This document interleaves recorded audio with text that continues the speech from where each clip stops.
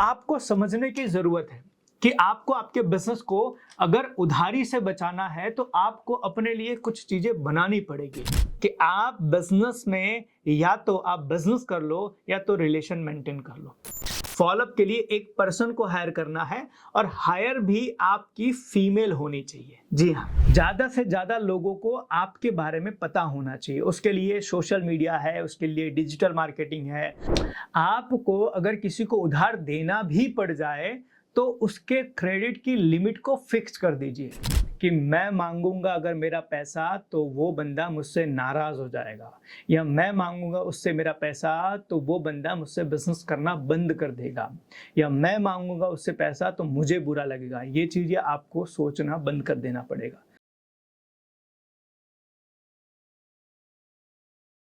जी हाँ, आपने थंबनेल पर सही पढ़ा कि उधार कैसे बंद करें। आज छोटे व्यापारियों का ये बहुत बड़ा प्रॉब्लम है और ये प्रॉब्लम आपके बिजनेस को कई बार ले डूबता है। आप चाहते हैं कि कैश में धंधा करें, लेकिन आप कर नहीं पा रहे हैं क्योंकि कुछ ऐसी गलतियां हो रही है जो जाने अनजाने में हमसे हो रही है और इसके कारण हमारे बिजनेस को बहुत नुकसान होता है। आज बिजनेस की उधारी बहुत बड़ी समस्या है, तो आज हम इसी के ऊपर बात करने वाले हैं कि कैसे उधारी बंद की जाए और कैश में धंधा किया जाए। तो चलिए शुरू करते हैं। सबसे पहला मेरा एक सवाल है कि आप उधार देते क्यों हो? जी हाँ, मैं आपसे पूछ रहा हूं कि आप उधार देते क्यों हो? उधार देने के दो मेजर कारण हैं। जी हाँ, आप उधार इसलिए देते हो क्योंकि दो चीज आपको परेशान करती है। सबसे पहला, या तो आपके प्रोडक्ट में या सर्विस में उतना दम नहीं है।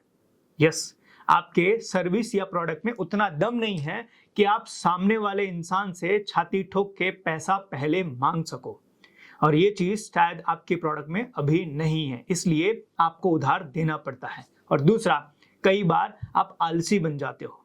आपको नए कस्टमर ढूंढना नहीं होता है, नए लोगों तक पहुंचना नहीं होता है, थोड़ी मेहनत नहीं करनी होती है, इसलिए आप क्या करते हो, जो जिस कंडीशन में माल मांगता है आप दे देते हो ये सोच के कि मेरे वहां पड़ा रहे, इससे बेटर है कि मैं उसको प्रोडक्ट बेच दूं, आज नहीं तो कल पैसा आ जाएगा। और यही गलती आपके बिजनेस को बहुत नुकसान देती है। तो आपको समझने की जरूरत है कि आपको आपके बिजनेस को अगर उधारी से बचाना है तो आपको अपने लिए कुछ चीजें बनानी पड़ेगी। और अक्सर मैं देखता हूं कि लोग कहते हैं कि सर मुझे उधार तो नहीं देना है लेकिन देना पड़ता है क्योंकि पुराने कस्टमर हैं और उनके साथ रिलेशन बना है, उनको उधार नहीं देंगे तो हमारा रिलेशन खराब हो जाएगा।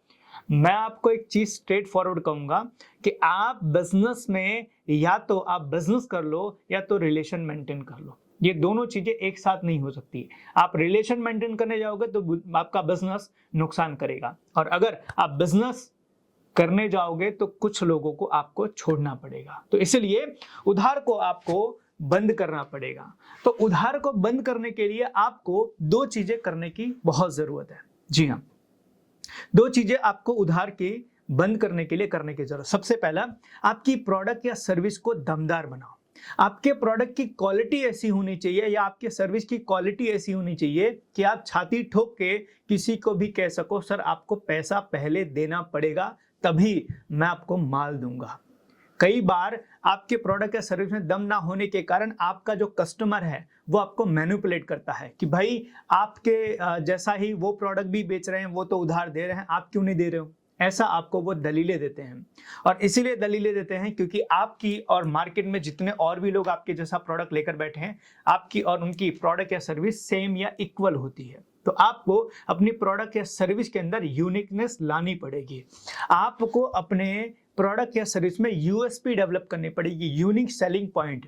अगर आपके पास ऐसी प्रोडक्ट या सर्विस है जो मार्केट में किसी और के पास अवेलेबल नहीं है, तो आप जिस कंडीशन में बोलोगे, जिस तरीके से बोलोगे, आपके कस्टमर को आपकी प्रोडक्ट लेनी पड़ेगी। तो सबसे पहला आपको आपके प्रोडक्ट या सर्विस में दम लाना पड़ेगा। आपको आपकी प्रोडक्ट या सर्विस को और बेटर बनाना पड़ेगा, जैसा मार्केट में है उनसे कुछ अलग आपको करना पड़ेगा। और दूसरी सबसे मोस्ट इंपॉर्टेंट, आपको कस्टमर का ऑप्शन खड़ा करना पड़ेगा। जी हाँ, कई बार मैं बहुत सारे लोगों को देखता हूं कि आप अपने बिजनेस के अंदर कुछ लिमिटेड कस्टमर के साथ ही धंधा करते हो और ये आपके बिजनेस को ग्रो नहीं होने देता। आप लिमिटेड कस्टमर के साथ धंधा करोगे तो आपको उधार भी देना पड़ेगा, आपको उनकी चीजें सहनी भी पड़ेगी, पैसा भी लेट से आएगा और आपको उनकी टर्म कंडीशन पे धंधा करना पड़ेगा। क्यों? क्योंकि आपके पास लिमिटेड कस्टमर है। आपके पास लिमिटेड नहीं, आपके पास अनलिमिटेड कस्टमर होना चाहिए। मतलब जितना ज्यादा कस्टमर का बेस आपके पास होगा उतना ज्यादा आपको उधार कम देना पड़ेगा। इसीलिए आपको मार्केटिंग करना बहुत जरूरी है, ज्यादा से ज्यादा कस्टमर तक पहुंचना बहुत जरूरी है आपको आपके बिजनेस को लेके, क्योंकि जितने ज्यादा लोग आपके बारे में जानेंगे उतना ही कस्टमर बेस आपके लिए बनने को तैयार होगा। तो आपको ये 2 चीज करने की जरूरत है उधार बंद करने के लिए। फिर भी इसके अलावा मैं 4-5 पॉइंट आपको और बताता हूं कि अगर आप अपने बिजनेस के अंदर उधार दे चुके हैं, अगर आपने बिजनेस में उधार दे दिया है और उसको कवर करना है तो क्या करें। क्योंकि कई बार आप मुझसे पूछते हैं सर ये चीजें आपने जो बताई वो तो आने वाले फ्यूचर के लिए है, कि चलो फ्यूचर के लिए हम जो प्रोडक्ट बेचने वाले हैं उसमें अपनी प्रोडक्ट के अंदर हम थोड़ा सा और बेटर काम करेंगे, अपनी सर्विस को इम्प्रूव करेंगे या फिर हम मार्केटिंग और करेंगे, ये तो फ्यूचर की बात है। लेकिन जिनको उधार दे दिया उनका कवर कैसे करें, ये सवाल होता है ना। मैं आपको इसका सोल्यूशन देता हूँ।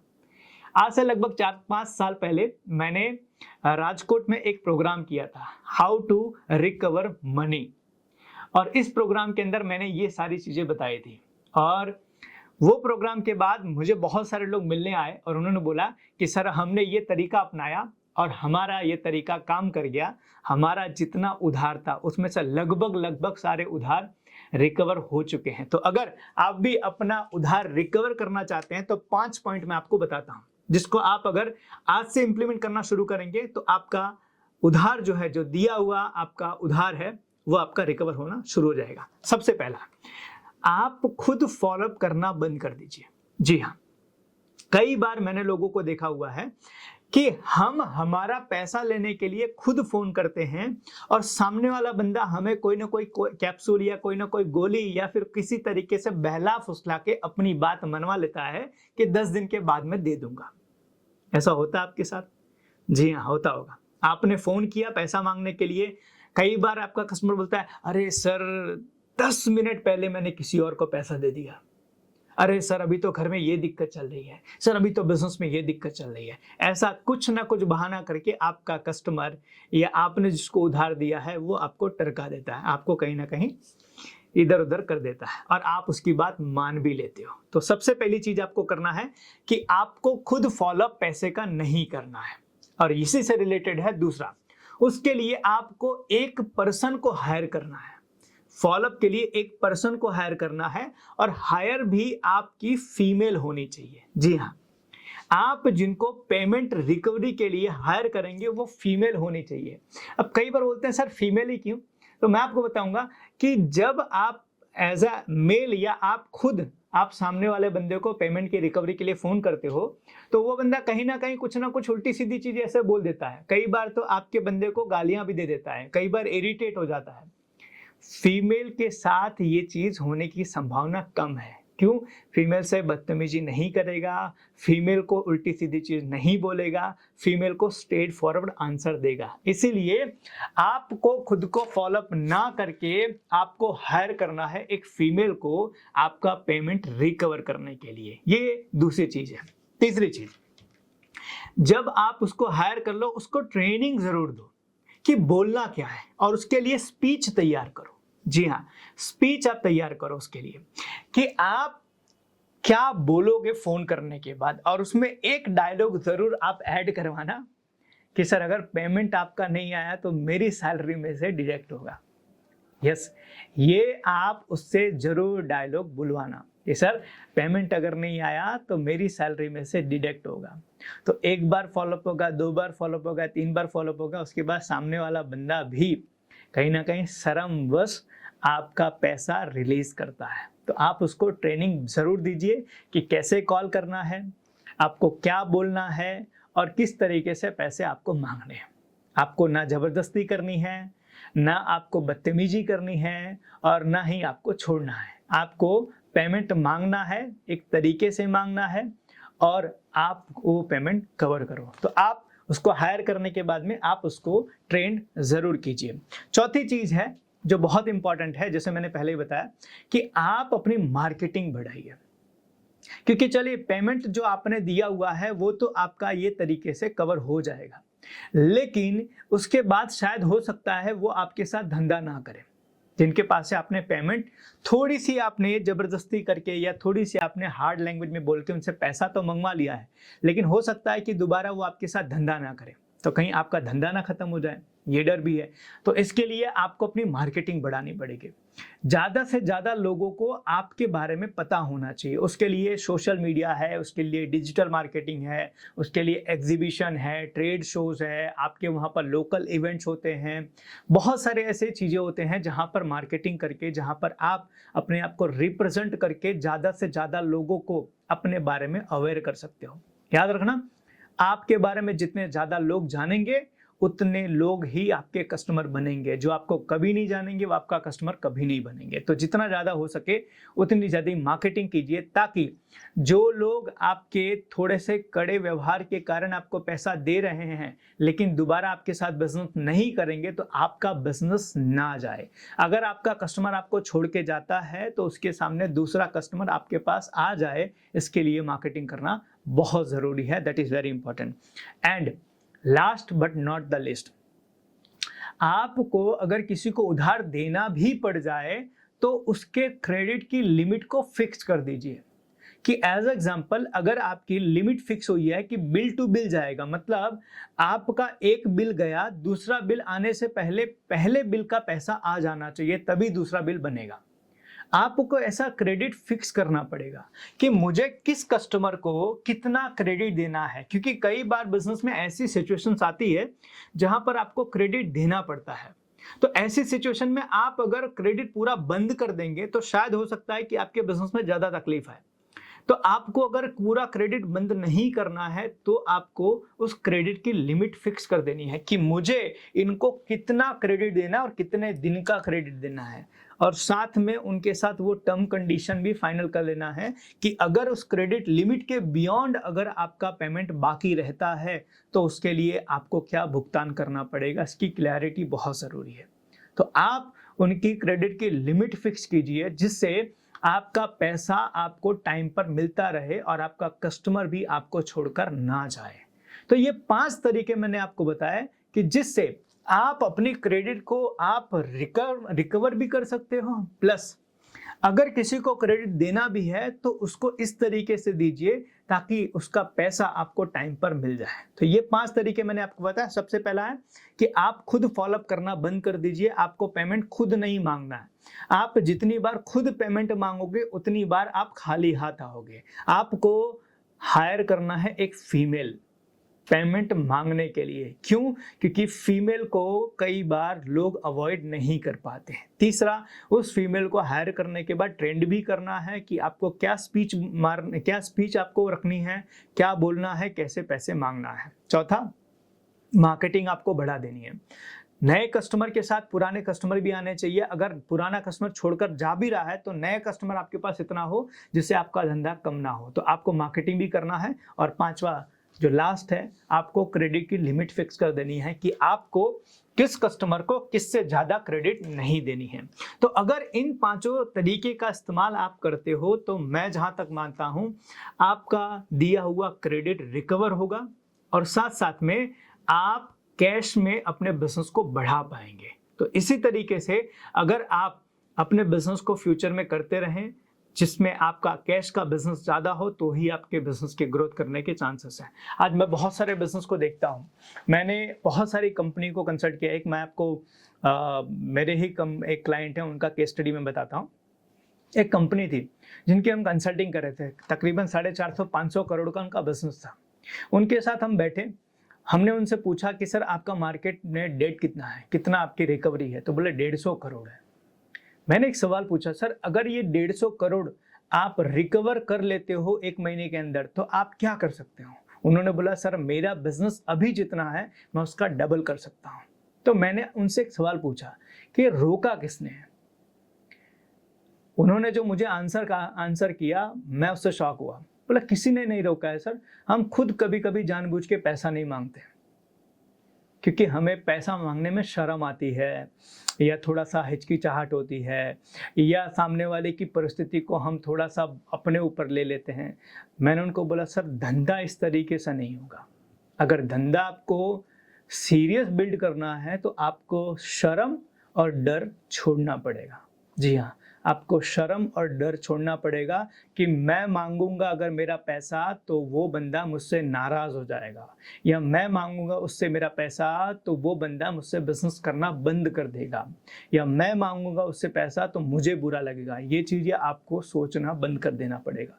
इस तरीके से धंधा नहीं होगा। धंधा करना है तो आप सामने वाले बंदे को अपनी प्रोडक्ट दे रहे हो, उसके सामने आपको पैसा चाहिए, क्योंकि पैसा होगा तो ही आप अपने बिजनेस को रिपीट कर पाओगे, नहीं तो कब तक आप अपना पैसा लगाओगे। मैंने बहुत सारे लोगों को देखा, शायद आप में से बहुत सारे लोग ऐसे होंगे जिनकी करोड़ों की उधारी मार्केट में बाकी है, और वो उधारी इसलिए बाकी है कि कई बार आप मांगते नहीं हो। मैं आपको एक और मेरे क्लाइंट की बात करता हूँ। एक कंपनी की हम कंसल्टिंग कर रहे थे, तो उनके कस्टमर का एनालिसिस हम कर रहे थे, जिसके चक्कर में उनके कस्टमर से हम मिल रहे थे, जिनके साथ वो बिजनेस करते थे उनसे हम मिले।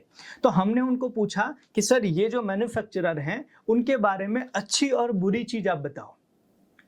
तो उन्होंने क्या बोला, सर अच्छी चीज ये है कि उधार मांगते नहीं है। मैंने बोला अच्छी बात है, बुरी चीज क्या है? बोले बुरी चीज भी यही है कि ये उधार नहीं मांगते। मैंने बोला मतलब? बोले कई बार मेरे पास पैसे होते हैं लेकिन ये मांगते नहीं है, तो मैं वो पैसा किसी और को दे देता हूं जो मांगता है। कहीं आप भी यही गलती तो नहीं कर रहे? आप अपने कस्टमर से अपना पैसा नहीं मांग रहे हो तो हो सकता है आपकी प्रायोरिटी शायद उसने नहीं रखी हो। मैं आपको एक चीज बताता हूं, एक एग्जाम्पल है। समझो कि आपके पास 10,000 रुपए है, आपके पास 10,000 रुपए है, और दो सिचुएशन आपके पास में है। पहली सिचुएशन, कल के दिन में आपकी एक EMI 10,000 की जाने वाली है, और दूसरी सिचुएशन ये है कि आपके घर का राशन खत्म हो गया। आप उस 10,000 को कहां यूज करोगे? बताइए। आप में से ज्यादातर लोगों का यही आंसर होगा कि मैं उस 10,000 का यूज EMI के लिए करूंगा। क्यों? क्योंकि EMI कटेगी कल के दिन में, अगर मैंने उसके लिए पैसा नहीं दिया तो मुझे पेनल्टी लगेगी। इस डर से वो EMI को पहली प्रायोरिटी पर रखते हैं। मतलब आप अपने कस्टमर से जितना पैसा मांगोगे आप उनकी प्रायोरिटी में पहले लिस्ट पर रहोगे। आप पैसा नहीं मांगोगे तो आज का सिचुएशन, आज का टाइम ऐसा है कि बिना मांगे आज आपको कुछ नहीं मिलेगा। तो आपको अपना पैसा चाहिए तो आपको उनसे अपना पैसा मांगना पड़ेगा, बिना शर्म किए, बिना डरे, ताकि आपका पैसा आपको मिले और आप अपने बिजनेस को आगे कंटिन्यू बढ़ाओ। कई बार आप नहीं मांगते हो, जिसके कारण आपका पैसा आपको मिलता नहीं है, और धीरे धीरे आपका बिजनेस गर्त में जाता है और एक दिन आपका बिजनेस बंद हो जाता है। और ऐसे बहुत सारे केस मैंने देखे हुए हैं। तो ये गलती आप मत करना। तो इसीलिए ये वीडियो मैंने आपके लिए स्पेशली बनाया कि आप अपने उधार को मांगो या आप अपने उधार को बंद करो, क्योंकि उधार के अंदर आप ज्यादा लंबे समय तक अपने बिजनेस को नहीं टिका पाओगे। तो आप अपने उधार को बंद कीजिए, तभी आपका बिजनेस बढ़ेगा। तो यही आज की वीडियो का मैसेज था, और इसमें मैंने आपको वो तरीके बताए कि किस तरीके से आप अपने उधार को बंद कर सकते हो या फिर आपका मार्केट से पैसा रिकवर कर सकते हो, जिससे आपके बिजनेस को ग्रोथ करने में आपको हेल्प मिलेगी। तो यही आज के वीडियो का मैसेज था। नेक्स्ट किस टॉपिक के ऊपर आप वीडियो चाहते हैं कमेंट में आप जरूर बताइएगा। हम पूरी कोशिश करेंगे कि आपके उस कमेंट के हिसाब से कोई ऐसी वीडियो लेकर आए जिससे आपके बिजनेस के अंदर और ग्रोथ आए। Thank you so much. Wish all the best. धन्यवाद।